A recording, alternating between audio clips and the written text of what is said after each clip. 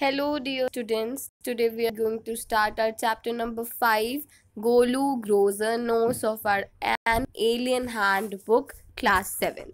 So let's start the chapter. This is a little summary. I'm not going to read it. I'll just move to the chapter. Okay, so let's start it.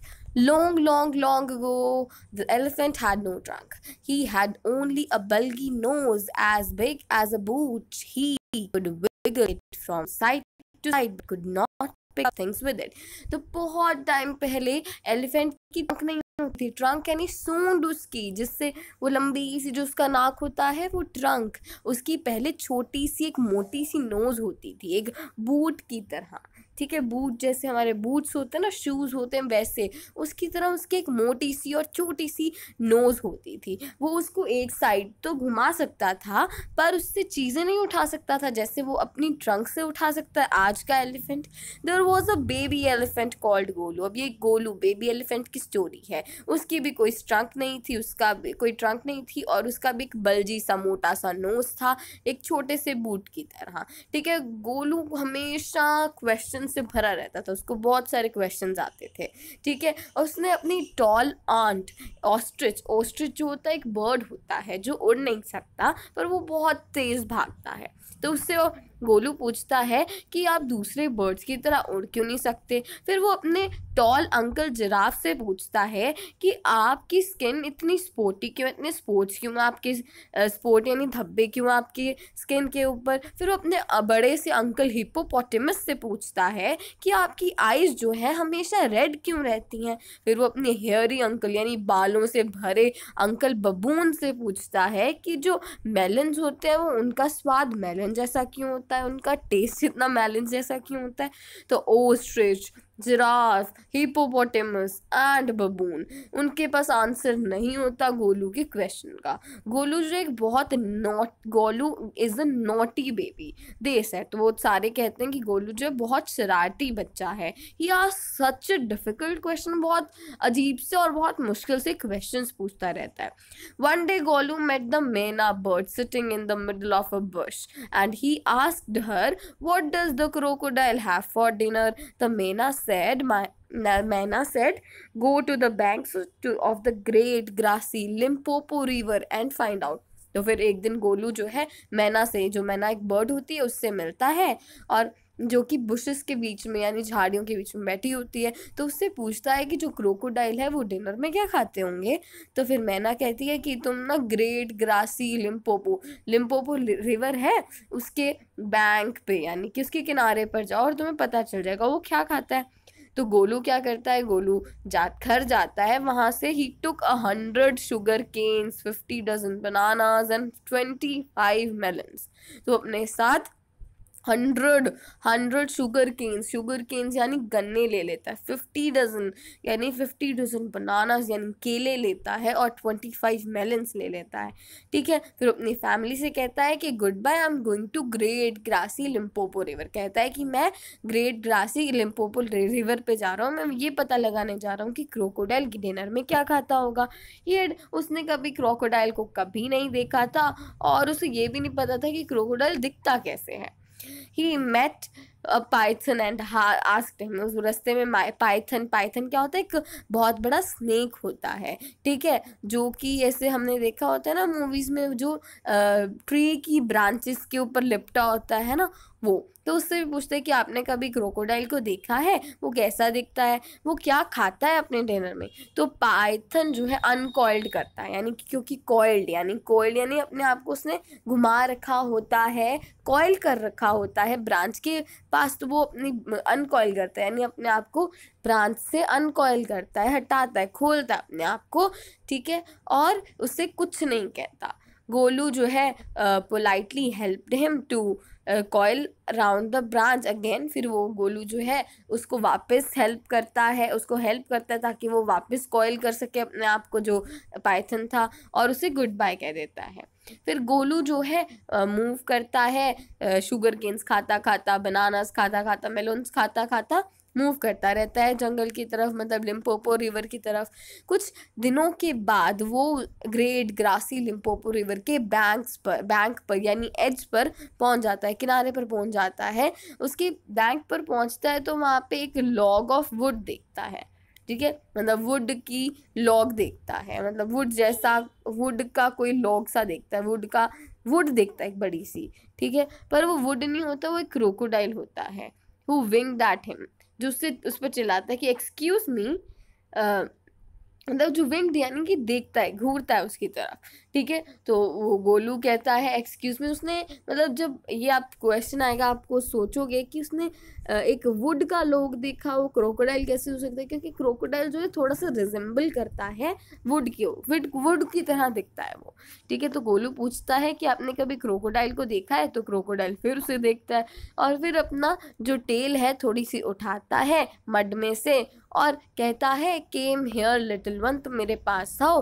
तुम ऐसे question क्यों पूछ रहे हो। तो गोलू कहता है मैं जानना चाहता हूँ। तो फिर क्रोकोडाइल कहता है तुम मेरे पास आओ, ठीक है। He said crocodile tears to show it was quite true, और फिर वो कहता है कि मैं ही क्रोकोडाइल हूँ, और अपने जो क्रोकोडाइल के टीयर्स निकालता है, और ताकि वो उसे प्रूव कर सके कि वो सच बोल रहा है। फिर गोलू वॉज अफ्रेड, गोलू डर जाता है और फिर वो बैंक पर यानी कि रिवर के बैंक यानी रिवर के किनारे पर बैठ जाता है, ठीक है। तो कहता है कि you are the very person I was looking for, तुम ही हो वो जो मैं जिसके तलाश में था, ठीक है। तुम मुझे बताओ कि तुम क्या खाते हो डिनर के लिए। तो वो कहता है कि come here little one I will whisper the answer to you said the crocodile. तो फिर क्रोकोडाइल कहते हैं तुम मेरे पास आओ, मैं तुम्हारे कान में तुम्हें आंसर बताऊंगा, विस्पर यानी बड़बड़ाऊंगा, धीरे से बताऊंगा। गोलू जो है अपना जो हेड है वो क्रोकोडाइल के पास लेकर जाता है, ठीक है, और क्रोकोडाइल जो है उसको उसकी नोज से पकड़ लेता है, कॉट यानी पकड़ लेता है। I think said the crocodile today a baby elephant will be my dinner, let me go. तो फिर वो क्रोकोडाइल कहता है कि लगता है आज मेरा बेबी एलिफेंट डिनर होगा, मतलब डिनर में मैं बेबी एलिफेंट खाऊंगा। तो जो गोलू जोर से चिल्लाता है कि क्रोकोडाइल मुझे छोड़ दो, मुझे दर्द हो रही है। तो पाइथन जो कि गोलू को फॉलो कर रहा होता है, धीरे धीरे वो पहुंच जाता है बैंक पे। If you do not pull as hard as you can crocodile will drag you into the stream. फिर वो कहता है, पाइथन कहता है कि अगर तुमने जोर से अपने आप को नहीं खींचा, वरना नहीं खींचा तो क्रोकोडाइल तुम्हें अपनी नदी में यानी अपने उस बहाव में ले जाएगा। गोलू जो है पीछे जाता है, सैट बैक, ठीक है, on his little haunches and pulled इन, और खींचता अपने आप को। Crocodile slipped into the water, और क्रोकोडाइल जो है वाटर में गिर जाता है, और all creamy with great sweeps of his tall and he also pulled and pulled, वो भी खींचता है गोलू को। Then the python coiled himself round गोलू's stomach and said let's pull harder। तो क्रोकोडाइल जो है गोलू को उसके पेट से पकड़ लेता है यानी, और फिर कहता है चलो हम इसे और जोर से खींचते हैं। Golu dug in all his 4 legs in the mud and pulled। Golu अपने चारों लेग्स जो हैं मड के अंदर यानी मिट्टी के अंदर दबा लेता है और फिर खींचता अपने आप को। The nose kept on stretching, जो नोज है वो स्ट्रेच होने लग जाती है। गोलू की नोज को पकड़ रखा था ना क्रोकोडाइल ने, तो उसकी नोज स्ट्रेच होती है। At each pull the nose grow longer and longer and it hurt Golu. Golu की जो नोज है वो और लंबी होती गई, और वो दर्द भी हो रहा था गोलू को। The nose was now 5 feet long, और अब जिसकी नोज थी वो 5 feet बड़ी हो गई थी, और it was free at last, और फिर वो जो गोलू है छूट जाता है क्रोकोडाइल के मुंह से। The Golu set down with his nose wrapped up in the big banana leaf, और उसका जो वो गोलू जो है नीचे बैठ जाता है, और इसकी जो नोज होती है वो बनाना लीफ के अंदर रैप हुई होती है। And hung it in the great grassy Limpopo river to cool, और उसने उसको लिम्पोपो रिवर के अंदर रखा होता है ताकि वो थोड़ी सी ठंडी हो जाए उसकी nose. Golu sat there for 2 days waiting for his nose to cool and to shrink. तो वो सोचता है कि मैं अपनी नोज़ को अगर वाटर में रखूँगा तो मेरी जो नोज़ है वो श्रिंक हो जाएगी, ठंडी हो जाएगी तो श्रिंक भी हो जाएगी। पर वो कूल तो हो जाती है पर वो श्रिंक नहीं होती। At the end of second day, फिर 2 दिन के बाद फ्लाई केम, एक मक्खी सी आती है और वो गोलू के शोल्डर पर बैठ जाती है। तो गोलू अपनी बड़ी सी नोज यानी कि ट्रंक उठाता है और वो फ्लाई को उस पे फ्लाई को मार देता है। तो फिर जो हिस्ड द पाइथन, जो पाइथन है वो हिस हिस करके, जैसे पाइथन एक स्नेक होता है उसकी आवाज़ थोड़ी हिस हिस करता रहता है ना, उसकी आवाज़ ऐसी होती है। तो इसलिए वो पाइथन बोलता है कि ये तुम्हारा एडवांटेज नंबर 1 है। You could have done it with a small couldn't have done it with a small nose। तुम ऐसे किसी अपनी छोटी सी नाक के साथ ऐसे नहीं कर सकते थे, तुम अपनी छोटी सी नाक के साथ उस मक्खी को नहीं मार सके थे, ठीक है। और कुछ खा लो तुम तक तुम। तो गोलू जो है अपनी ट्रंक लेता है और एक बहुत बड़ा ग्रास का बंडल जो है प्लग कर लेता है। He dusted it against his 4 legs and stuffed it into the mouth, और फिर वो उसी नाक से अपने मुंह में डाल लेता है, ठीक है।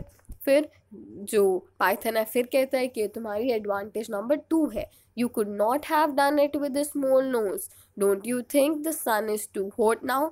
तो फिर जो पाइथन कहता है कि तुम अगर तुम्हारी छोटी नाक से तुम ये ग्रास को प्लक नहीं कर पाते और तुम इतना खा नहीं पाते फिर, ठीक है। तो फिर वो पूछता है कि तुम्हें नहीं लगता कि अभी बहुत गर्मी हो चुकी है। तो गोलू क्या करता है, scooped up some mud from the bank and slapped it on his head. तो फिर गोलू क्या करता है, अपनी ट्रंक की हेल्प से थोड़ी सी मिट्टी जो है, ठंडी ठंडी मिट्टी होती है, उसे उठाता है और अपनी हेड पर डाल देता है। तो जो पाइथन है वो कहता है कि ये तुम्हारा एडवांटेज नंबर 3 है, तुम ये अपनी छोटी नोज के साथ नहीं कर सकते थे। Thank you mister Python, said Golu gratefully. तो गोलू जो है मिस्टर पाइथन को थैंक यू करता है और I will remember all this and now I will go back to my family. वो कहता है कि मैं ये सारी बातें ध्यान रखूँगा और मैं अपनी फैमिली के पास अब जा रहा हूँ, ठीक है। तो ये हो गई हमारी गोलू ग्रोज हिज नोज वाला चैप्टर कंप्लीट। सो हाँ, उसके बाद हमारे पास यहाँ कुछ क्वेश्चंस हैं, let's see those questions and you can take the screenshot and note it down in your notebook, ठीक है। these are some extra questions, okay, and there is also some good questions। what do you know about Golu, आप गोलू के बारे में क्या जानते हो कि वो एक एलिफेंट था, बेबी एलिफेंट था और वो बहुत नोटी था। और फिर यहाँ पे आ रहा है विच बर्ड डायरेक्टेड गोलू टू, किस बर्ड ने लिम्पोपो रिवर की तरफ जाने के लिए गोलू को कहा था, मैना ने कहा था, और क्यों कहा था वो आप देख लेना। और what items of food did Golu take before leaving, और उसने क्या क्या लिया लिम्पोपो रिवर जाने के से पहले। उसने बनानास लिए थे, शुगर केन्स लिए थे और उसने मेलन्स भी लिए थे, कितने कितने लिए थे। और how did Golu help the Python, Golu ने पाइथन को क्या किया था, उसे कॉइल करने के लिए हेल्प किया था। और गोलू क्या क्वेश्चन पूछता था, क्या पूछा गोलू ने क्वेश्चंस, और पाइथन ने गोलू की हेल्प क्यों की, ठीक है। So this chapter is over, you can note all the questions in your notebook and read the chapter again yourself. Thank you. Have a nice day.